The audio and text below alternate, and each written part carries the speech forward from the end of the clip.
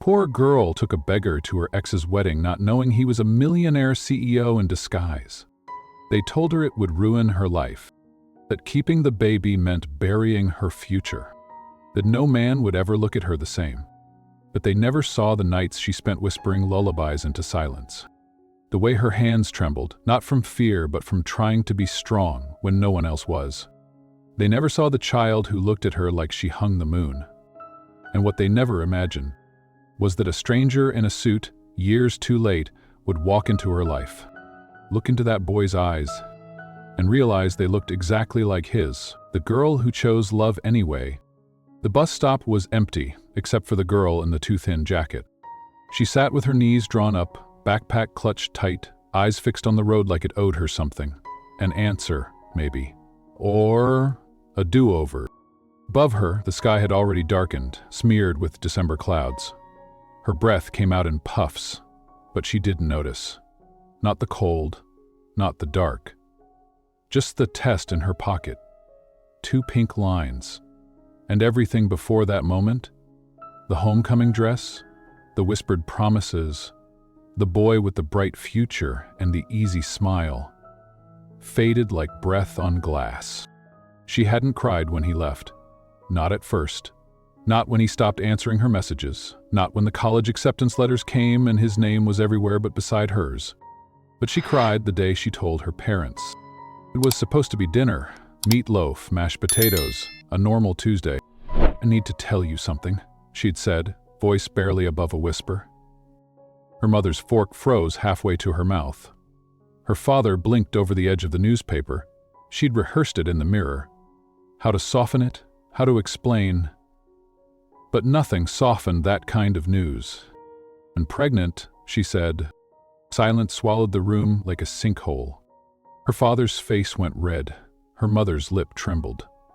Words came fast and loud after that. Disgrace, shame, what will the neighbors think? And then the sharpest cut of all. "You have to leave." She packed what she could. A pair of jeans, some old books, a framed photo from the fair, him holding her like she mattered. She shoved it into her bag and zipped it closed, like sealing a wound. The door slammed behind her. The porch light flicked off. No one followed. She walked until her legs burned, then kept walking.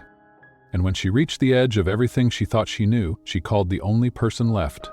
"Lorraine," she whispered into the payphone, voice shaking. "Can I come stay with you?" "I'll." "Of course," came the reply, like it was the easiest decision in the world. Lorraine's house smelled like old wood and peppermint tea. The porch creaked. The walls were lined with knitted blankets and yellowed photos. It wasn't much, but it was warm. And for the first time in days, so was she. She didn't sleep that night. She sat by the window, hands folded on the growing swell of her belly. Street light poured across her skin, soft and silver. She looked down and whispered, "They don't want you, but I do." The weeks passed like water through fingers, slow but unstoppable. Her classmates went off to college. He never called. Her parents sent back the birthday card she mailed without opening it. The silence around her thickened, but inside her, something else grew. When the time came, it was raining. A hard, southern kind of rain that hammered the roof and painted the roads slick. The rain drove her to the hospital in silence, one hand on the wheel, the other wrapped around hers. "You're not alone," she said. And when the contractions tore through her, when she felt like she couldn't go on, when everything inside her wanted to scream and give up, Lorraine was there. And so was he. A boy. Small, red-faced, and furious at the world already, he wailed like someone owed him an apology. She held him close, heart aching and overflowing all at once. His eyes opened, wide and stormy blue, just like his father's. She named him River, because he came through the storm. Because she wanted him to keep moving, even when life tried to block his path. Because sometimes the world takes everything from you, and still you flow forward. 10 years later, she stood behind the counter at Jenny's place, apron stained, hair pulled back, a pencil tucked behind one ear. River sat in the corner booth, homework spread across the table, tongue poking out in concentration. He was small for his age, but sharp, too sharp sometimes. "Mama," he called, not looking up. "How come I don't got a dad?" She froze, the coffee pot in her hand going still. Her heart paused mid-beat. He didn't ask it like it was a wound, just a fact, but she felt the ground shift beneath her feet. "We'll talk about it when we get home," she said gently. River just nodded, shrugged, went back to his math sheet like he hadn't just cracked something inside her wide open. That night she stood over his sleeping form, his hair wild against the pillow, one arm flung across a stuffed dinosaur. She brushed his cheek. Then she stepped out onto the porch, moonlight spilling across the wood like memory. She hadn't heard from Zach Mallory in over a decade, hadn't looked him up, hadn't dared. He belonged to a world of sharp suits and high-rise buildings. And she belonged to coffee pots and overdue rent, to bedtime stories and paper bag lunches. But if he ever came back, if he ever walked through those diner doors, would he even recognize the life he left behind? Would he recognize River? She didn't know, but she knew this. She may have been left behind, but she was never broken. Chapter 1. The baby she was told to erase. The morning after the rainstorm, the light felt different. It slipped between the curtains of Lorraine's cottage in quiet gold, catching the dust in midair, warming the creaky wooden floor. Jenny lay on the pull-out couch, the one that groaned every time she turned over, arms wrapped protectively around her stomach. She was 17, pregnant, unwanted, and still, somehow, still breathing. Lorraine shuffled into the kitchen in fuzzy slippers, her silver curls pinned back with a pencil. The old kettle hissed behind her, and the radio whispered low jazz in the background. She didn't say good morning. She never did. She just handed Jenny a mug of peppermint tea and nudged her shoulder gently. "Eat something today. You're feeding two now." Jenny nodded, her throat too thick for words. She hadn't eaten much in 2 days. Not since the night her father told her to get out. "You want to play grown-up? Then go live like one." His voice still echoed in her bones. She sipped slowly, steam curling against her face. "Doctor's appointment today," Elaine reminded her, flipping eggs with a practiced hand. "You don't have to go if you're not ready, but you'll feel better knowing." Jenny hesitated. "What if I hear something I don't want to know?" "Then you face it," Lorraine said plainly. "You face it and love through it anyway."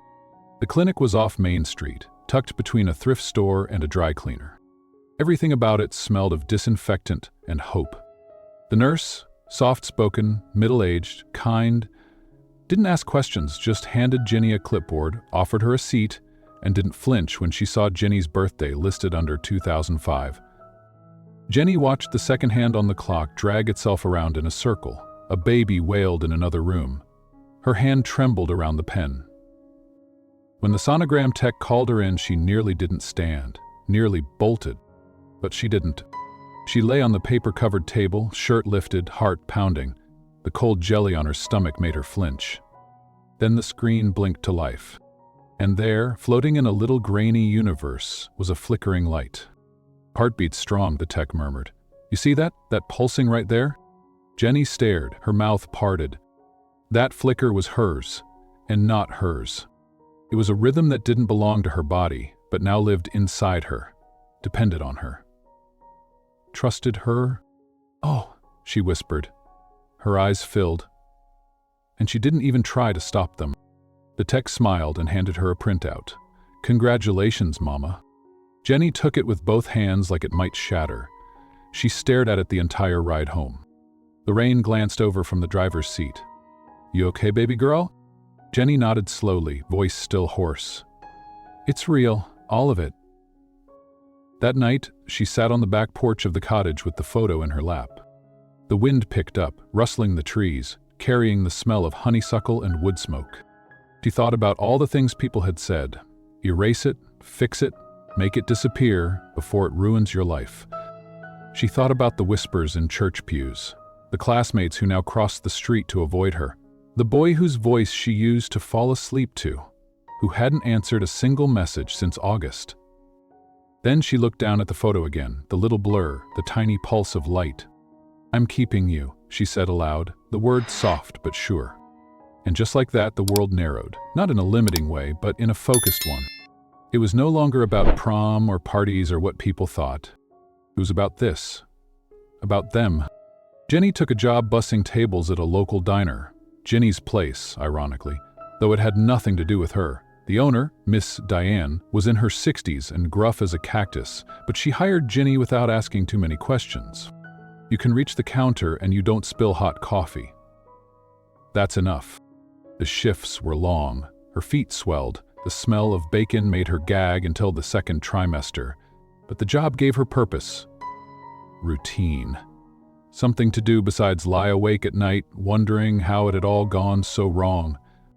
Customers called her sweetheart, darlin', bless your heart, but their eyes flicked to her growing belly with judgment she could feel across the room. She stopped caring. Every kick reminded her why she kept going. Every flutter against her ribs was a secret, whispered only to her.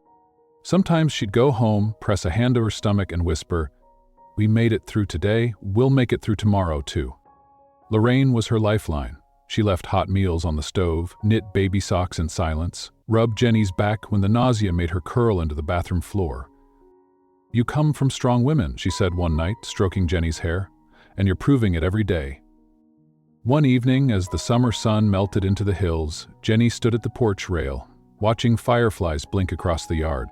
She was 8 months along, round, tired, but more whole than she'd ever been. She pulled a piece of paper from her pocket, the printout of the sonogram now folded and worn.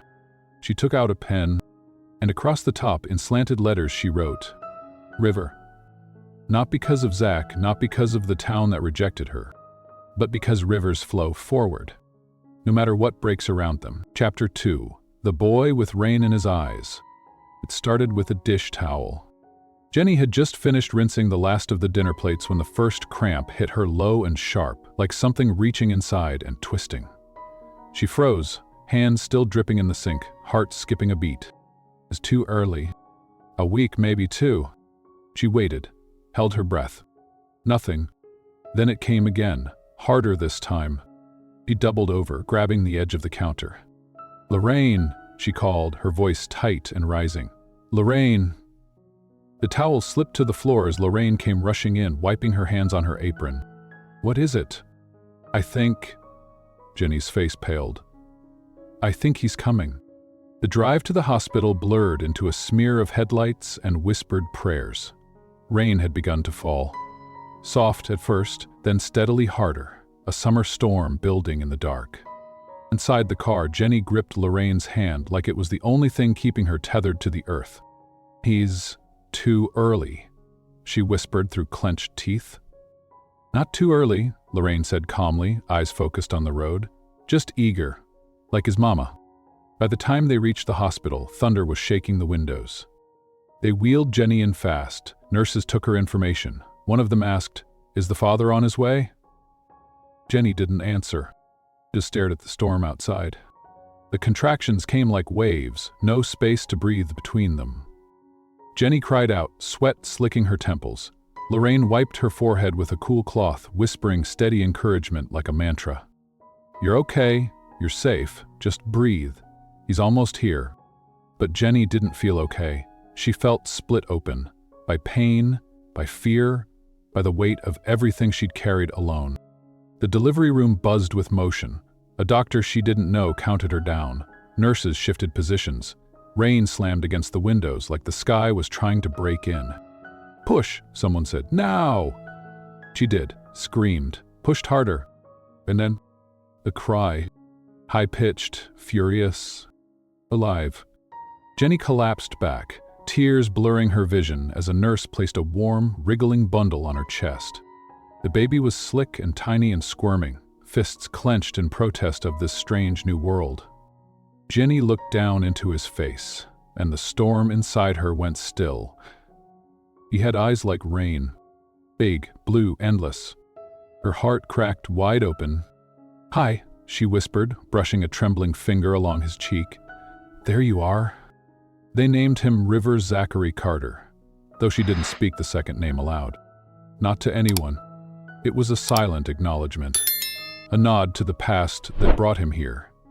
even if that past never came looking back. She signed the birth certificate alone, pressing the pen hard to stop her hand from shaking. No father listed. Just her, Jenny Carter, mother, 17, unemployed, terrified. But when she looked at River Red, face swaddled, sleeping against her skin, she felt something stronger than fear. She felt chosen. They took him home in a rainstorm. The rain drove slowly, swiping at the windshield with a squeaky wiper, the same old jazz station humming low. In the back seat, Jenny cradled River's car seat like it was spun from glass. She couldn't stop staring. His fingers were so small, his lashes like wisps of fog. His chest rose and fell with fragile, perfect rhythm. Lorraine looked at her through the mirror. "You did good, baby girl." Jenny didn't answer. She just smiled, small, stunned, radiant. Life didn't pause just because River was born. Bills still came, rent still whispered from the corners of the kitchen table. The world outside the cottage moved on, unconcerned with how many bottles she'd washed that day or how long she'd gone without sleep. But inside that house, time softened. Mornings were filled with lullabies, afternoons with laundry and mashed carrots, nights with colic and walking circles until her legs gave out. Lorraine became more than just a guardian. She was Jenny's backbone. She burped River when Jenny cried from exhaustion. She taught her how to swaddle, how to sterilize bottles, how to survive on 3 hours of sleep and leftover coffee. And slowly, Jenny found rhythm.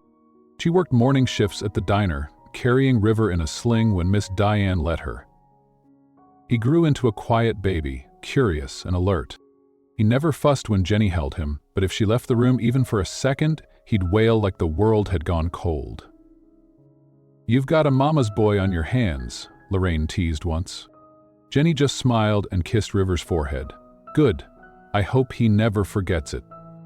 One night, when River was 9 months old, Jenny sat on the back porch under a sky dusted with stars.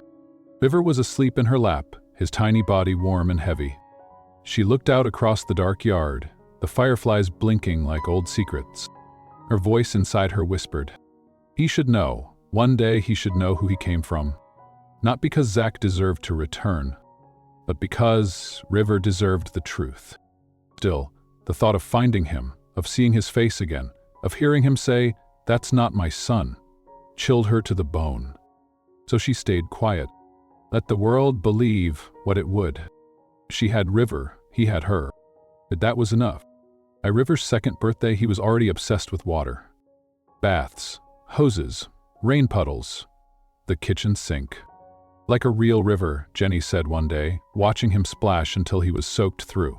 "You just want to move and move and move." He looked up at her, wet curls clinging to his cheeks. "Mama," he said for the first time. Just one word. Simple, true. It broke her wide open. She dropped to her knees, pulled him close, kissed his wet skin like a prayer. She hadn't gotten a proposal, or a wedding dress, or a nursery painted with dreams. But in that moment, arms wrapped around her boy, she knew she had everything. Chapter 3. Dirt on her apron, gold in her hands. The smell of sizzling bacon hit Jenny before the sun did. It was just past 5:30. The sky outside still clung to stars, but inside, Jenny's place, the diner she never named but now lived inside, everything buzzed with the promise of another long day. She tied her apron in a knot behind her back, swept her hair into a messy ponytail, and grabbed the coffee pot. River sat in the corner booth, a battered coloring book open, feet swinging beneath the table.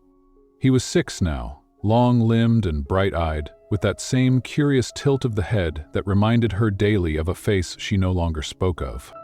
"French toast, Mama?" he asked, not looking up from his drawing. Jenny poured coffee into a regular's cup and smiled. "Only if you finish all the blue crayons today." The diner was more than a job. It was her heartbeat. Greasy floors, worn leather booths, a jukebox that only played Patsy Cline on Tuesdays. It was also the only place in town that gave her a shot when no one else would. Ms. Diane didn't care about her age or her past. She only cared that Jenny showed up, didn't steal the tips, and could handle a spatula. "You got hands like my mother's," Diane said once, squinting at her as she wiped a counter. Tired, but full of grit. People noticed that. Jenny didn't think anyone noticed her anymore. She was the girl with the kid, the waitress who never dated, the one who always said no thank you when someone asked if she needed help. But people noticed more than she realized. One Tuesday afternoon, it happened. A woman with camera gear and a scarf tied too tight around her neck wandered in. She was new, clearly not local, the kind who didn't blink at ordering a cappuccino from a place with only drip coffee. Jenny smiled anyway and brought her a mug. "Sorry," she said, "we don't have anything fancy, but this'll warm you up." The woman looked up, took the cup and paused. "You're her." Jenny blinked. "I'm who? The one from the blog post?" A beat passed. "What blog post?" The woman pulled out her phone, turned the screen to face her. There was a photo, blurry but unmistakable.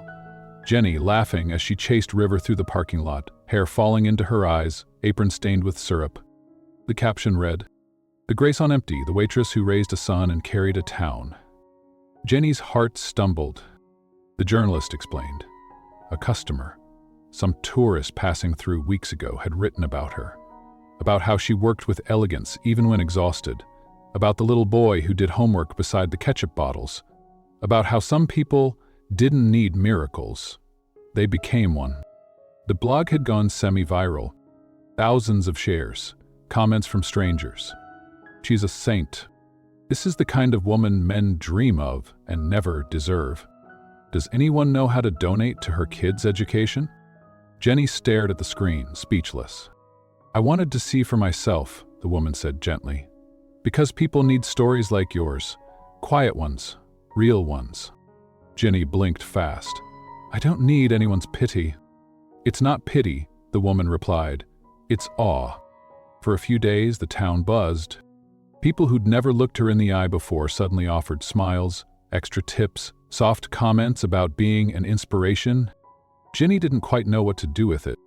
River didn't care. He just asked if he could draw his own comic strip and call it The Adventures of Pancake Boy.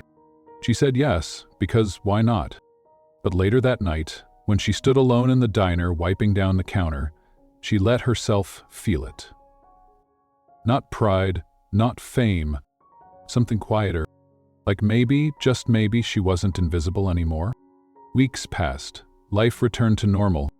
Bills, homework, early mornings, tired feet. Jenny didn't care if the world forgot again. She had her rhythm, her purpose. But something lingered, an echo of that recognition. Not fame, not fortune. Just the knowledge that people saw her, that her quiet was not the same as her silence. One night, after a particularly rough double shift, Jenny sank onto the porch steps of Lorraine's cottage. River was asleep inside, a flashlight still clutched in his hand. Lorraine brought out 2 mugs of tea and sat beside her. "You're doing good," she said. Jenny let out a breath. "Some days I don't feel like I'm doing anything at all." You're keeping a boy fed, kind and curious. You're waking up before the sun and still have enough left to smile at strangers.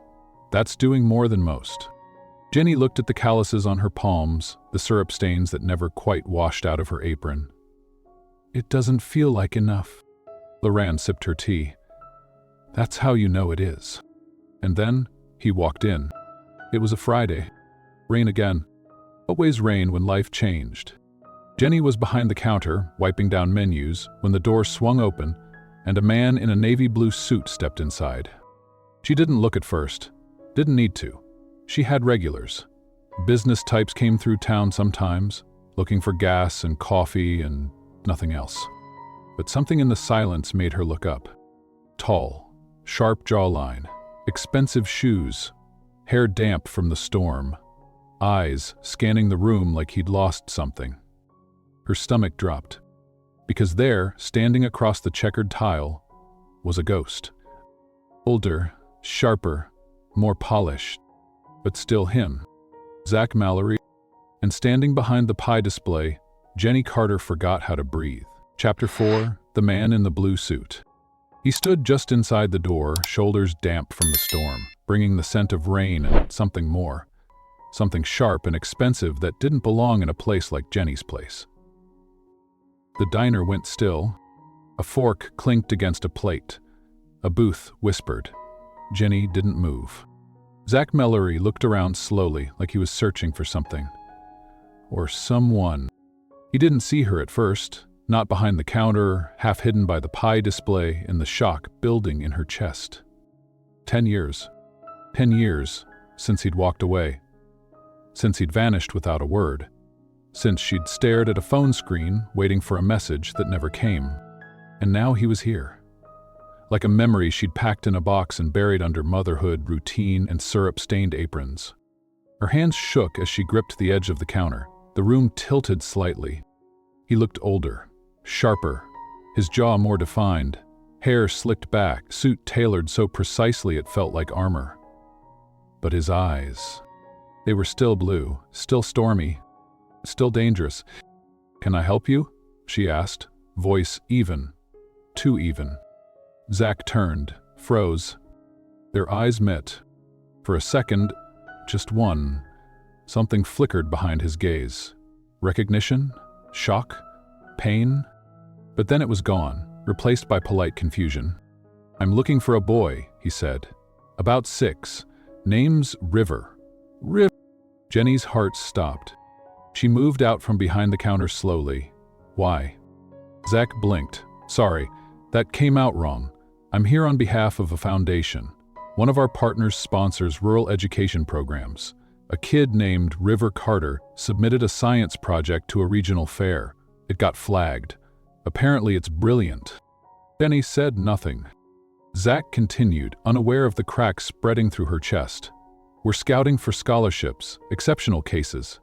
His drawings were advanced. And the name stuck with me. He smiled. That same smile. The one that used to melt her at 17. Now it burned. She forced herself to speak. "River's my son." Something shifted in his posture. A subtle straightening. A breath held. "Your son?" She nodded once, slowly. Zach looked down. Yes. Our world." "Of course you didn't," she replied. "You weren't here." A beat passed. He looked up again. "You're Jenny." The words left his mouth like a question he already knew the answer to. She folded her arms. "Welcome to Jenny's place." Zach swallowed, stepping forward. Jenny, I didn't know about him. About anything. Why would you?" she cut in. "You stopped calling, blocked my number, changed schools. I figured that covered everything." He looked stunned, like she'd slapped him without lifting a hand. "I never blocked you." Jenny stared. "Excuse me?" "I never..." He ran a hand through his hair. "My mom, she took my phone before I left, said it was a distraction. She handled my college applications, packed everything. I figured, you moved on." Her voice lowered. "You figured wrong." Silence stretched. Outside, thunder rolled. Inside, River's voice cut through the tension. "Mama, I finished the page." Zach turned slowly. A boy stood by the booth, barefoot, holding a coloring book. His hair was wet from washing up, his cheeks still pink. Zach looked like he'd been punched. Because there, in that little boy's face, was his own. The same jaw, the same eyes. River blinked at the stranger. "Who you?" Zach stared. I think I'm someone who used to know your mom." River tilted his head, studying him like a puzzle. Then, softly, "Do you like pancakes?" Zach managed a breath of a laugh. "I think I could." River nodded once, then turned back to his booth. "Okay, you can sit, but I get the blue crayon." Jenny brought him a cup of coffee, setting it down without looking at him. Zach wrapped his hands around it like he didn't trust them to stay still. "You really didn't know?" she asked, voice quieter now. He shook his head. "I swear." Jenny studied his face, searching for cracks. Lies. Something to make this easier to hate. But he looked broken, in a way she didn't remember. "You left," she said, "without a goodbye. I needed you." "I was 18, he said, "scared, controlled. My mother wanted legacy, not love. I thought you'd forget me and have a better life." "Well," she said, "I didn't forget." River climbed into her lap later, curling up like he'd done since he was a baby. Zach watched them with something unreadable in his eyes, something fragile. He stood. Would it be okay if I came back tomorrow? I'd like to talk, learn, help, if I can. Jenny looked down at River. He was asleep. She looked back up at Zach. And for the first time in a decade, she didn't say no. She just said, "We open at 6. Chapter 5. You look like someone I knew." The next morning, the diner was quiet. Rain tapped against the windows, soft and steady, like a memory returning. Ginny wiped the counter for the third time in 10 minutes, nerves coiling tighter with every tick of the clock. River sat in his usual booth, drawing again. Today it was a rocket ship drifting through a galaxy of stars made entirely of pancakes. "Do you think astronauts get syrup in space?" Ginny smiled. "Only the really lucky ones." But her smile didn't reach her eyes, because at exactly 6:07 a.m., the door creaked open, and Zach stepped in again. Same suit, same posture, same eyes that now avoided hers like looking too long would break something. He approached the booth slowly, as if crossing into someone else's dream. "Morning," he said, voice too careful. River looked up. "You came back. I said I would. You bring your own crayons?" Zach chuckled. "No, sir, but I brought this." He reached into his coat pocket and pulled out a small box. Inside was a mechanical pencil, matte black, etched with faint white stars. River's eyes widened. "It's for drawing constellations," Zach explained. "I thought maybe you'd like it." River took it reverently. "Thank you." Jenny watched, frozen. She hadn't seen that box in years. Zach used to use them when he scribbled designs in his old notebook, dreaming up tech that didn't exist yet. River twirled the pencil, then turned his eyes up. "Do I know you?" Zach blinked. "I don't think so." "You look like someone I know." Jenny's breath caught. "Who?" Zach asked, softly. River shrugged. "Myself." Later, Jenny found River's sketch pad left open on the table. She picked it up, ready to close it.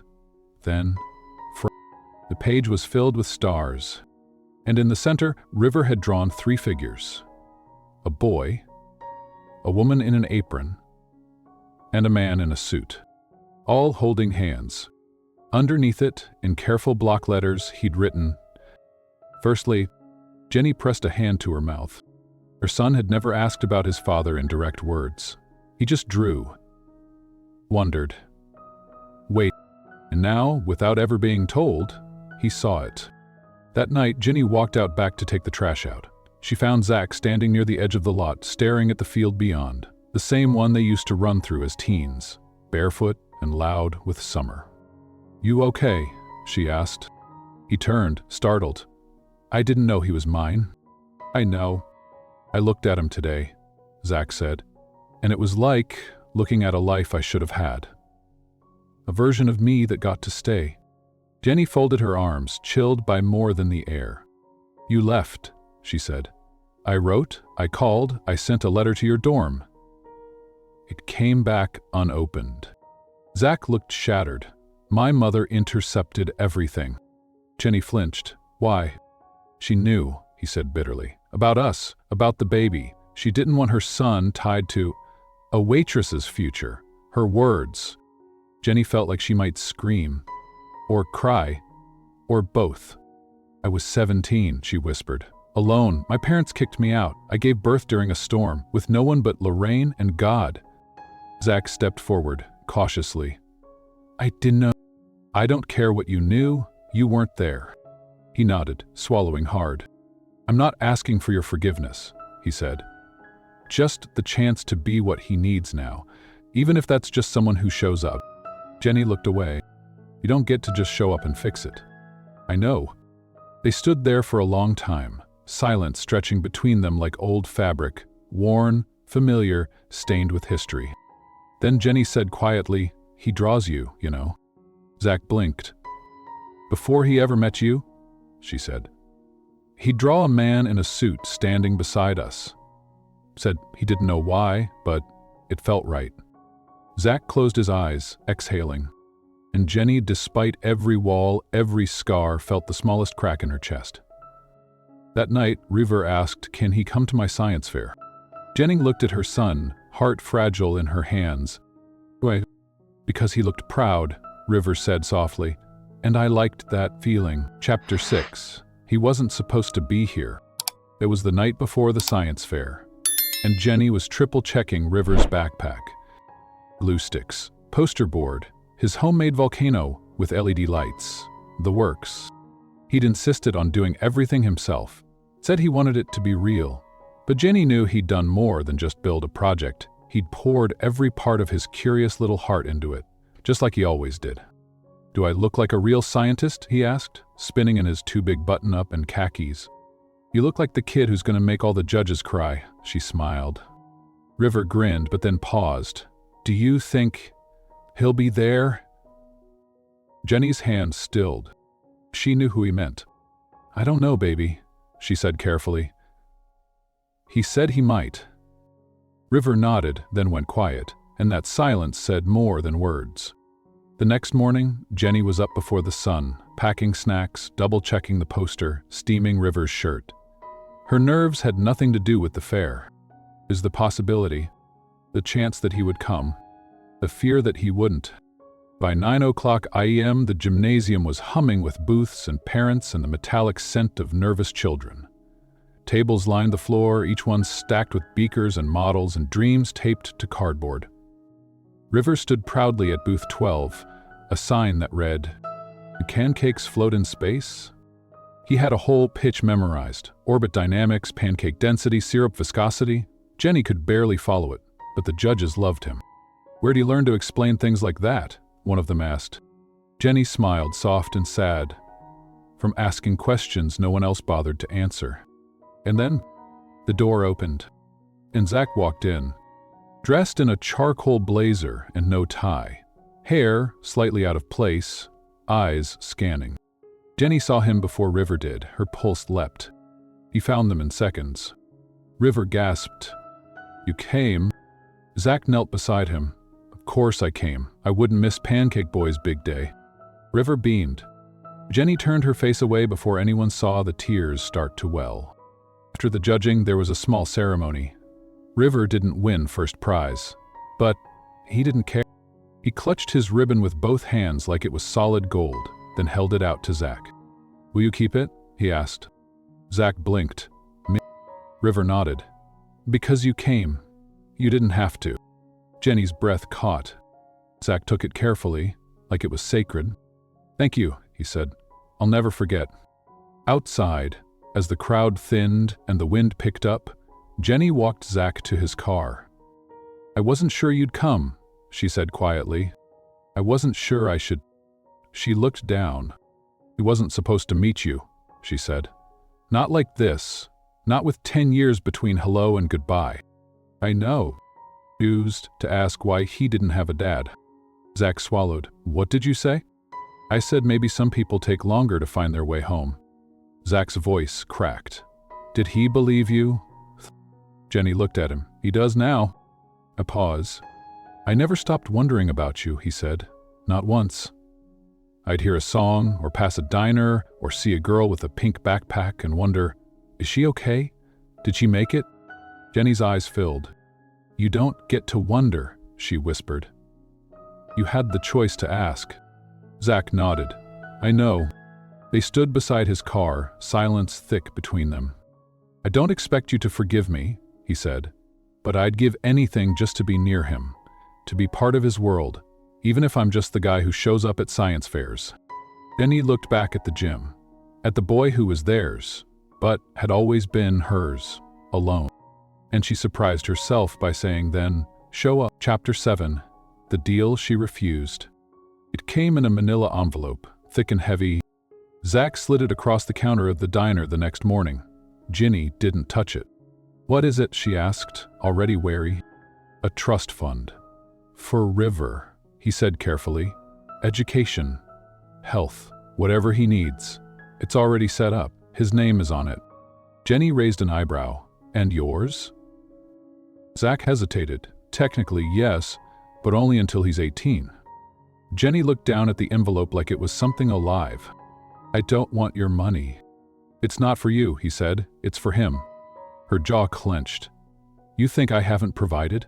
That he's lacking something?" Zach's voice stayed soft. "No, I think you've done the impossible. I just want to honor that." She stared at him. "You don't get to honor me with paperwork and dollars. That's not what we needed." Zach exhaled. "Then tell me what you do need."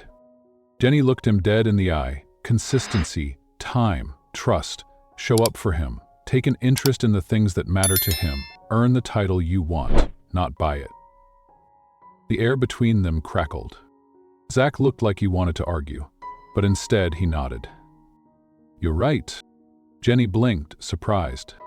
He continued, "I missed everything. First steps, first words, first days of school. I'll never get that back." She softened, just slightly. "No. But you still have today." Later that week, River brought home a drawing. It was of a house, small, cozy. In the yard were 3 stick figures. Ginny, River, and someone labeled Mr. Suit. "Why'd you call him that?" she asked, trying to hide her smile. "Because he always wears one," River said simply, "but he listens to me, even when I talk a lot." Jenny stared at the paper long after River went to sleep. Zach started showing up more. He took River to the hardware store to build birdhouses, helped him assemble a telescope out of cardboard and glass lenses. He never crossed lines, never stayed too late, always asked permission. One evening, Jenny came home from a double shift to find River asleep on the couch, his head on Zach's lap, drooling on his suit jacket. Zach looked up. "He had a nightmare. I told him he could wait for you here." Jenny nodded slowly. "Thank you."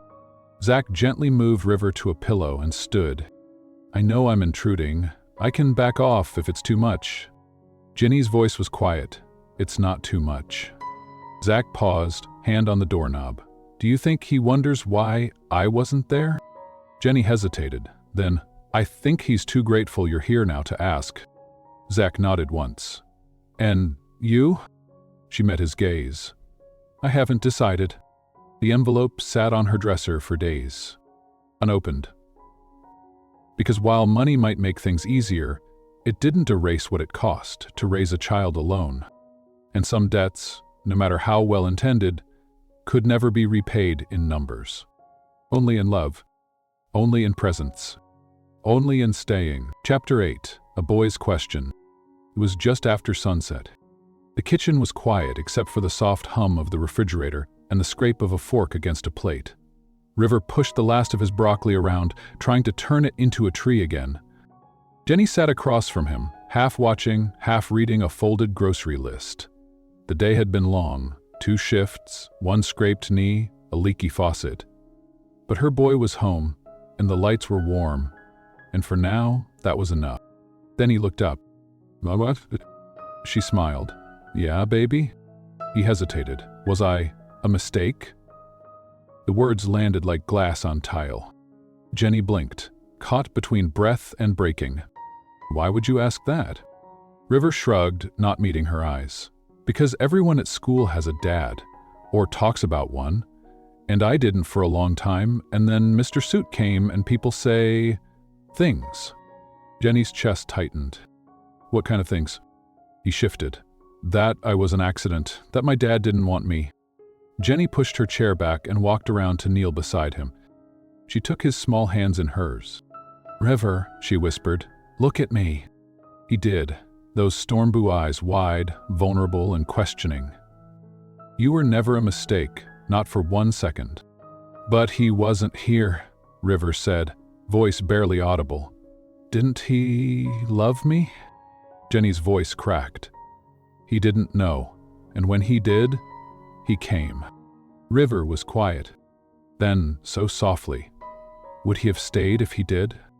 Jenny paused, and then gave the most honest answer she could. "I don't know." River leaned into her. "Does he love me now?" She kissed his forehead. "Yes. I think he's just learning how." That night, when the house was quiet and River was asleep, Jenny stood at the kitchen sink with the light off. Zach's words echoed from the last time they spoke. I'll never get the early years back. She looked toward the hallway where her son slept and realized neither would she. The years of first words, first fevers, first falls. She hadn't shared them with anyone, but she'd survived them, alone, and part of her still carried the weight of doing so without help. She picked up the phone, stared at it, then set it back down, because part of her was still afraid that letting Zach in would mean rewriting the story she'd already bled to write. The next day, Zach showed up with a box of old comic books. I thought maybe he'd like the originals, he said. River's eyes lit up. Are these real? Like the real? Zach laughed. The very. Jenny leaned against the doorframe, arms crossed. You just happen to have these lying around? Zach shrugged. I used to be that kid, the one who thought saving the world meant wearing a cape. Jenny watched River curl up beside him, flipping pages, asking questions, laughing. And for the first time, she didn't feel threatened. She just felt tired and grateful, and something she hadn't let herself feel in a very long time. Later that week, River brought home a drawing. It was of a knight standing between a dragon and a child.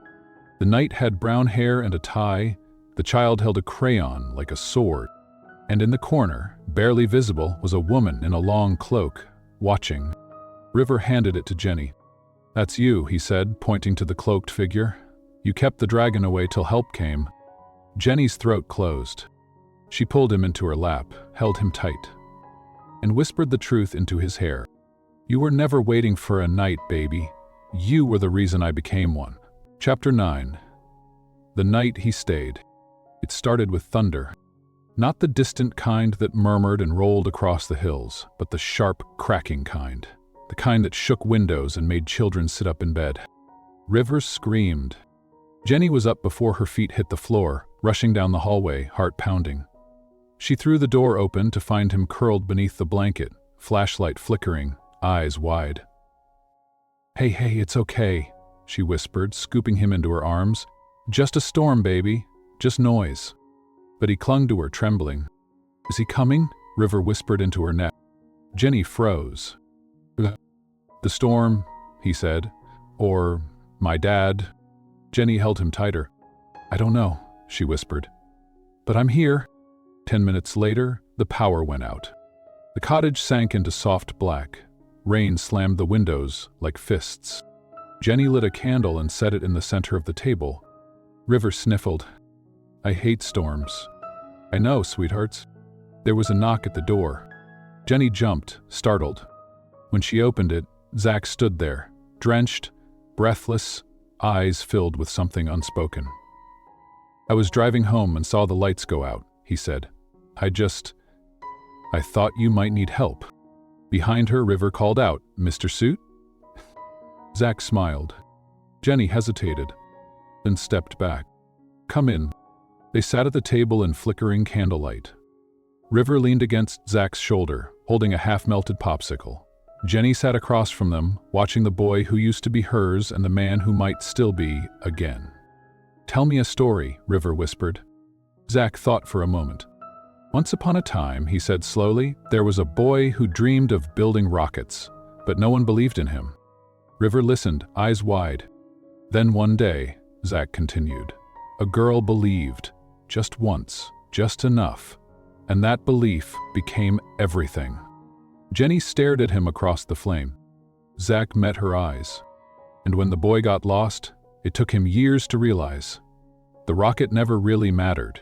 The girl was the launch. River blinked. Did he find her again? Zach didn't answer. Jenny did. She never really left. Later, after River fell asleep between them on the couch, Zach covered him with a blanket. Jeannie stood in the kitchen, tea in her hand, hair falling loose. Zach joined her, quiet. Do you ever think about who we might have been? He asked. All the time, she whispered. But it's not about that anymore. It's about who we choose to be now. A silence stretched between them. I still love you, he said. Ginny's breath caught. I never stopped, Zach added, voice shaking. Even when I was too much of a coward to show it. Jenny looked at him, looked through him, then set her tea down and walked past him. But before she disappeared down the hallway, she paused. "You can stay tonight, on the couch." Zach blinked. She looked back at him. "Not for me," she said, "for him."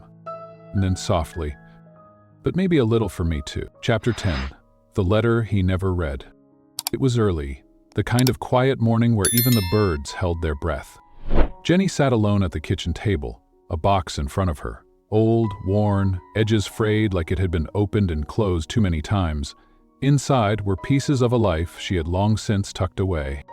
Hospital bracelets, a baby sock, a photo from a disposable camera, a sonogram printout, yellowing. And at the very bottom, folded twice and sealed with a fading sticker, was the letter.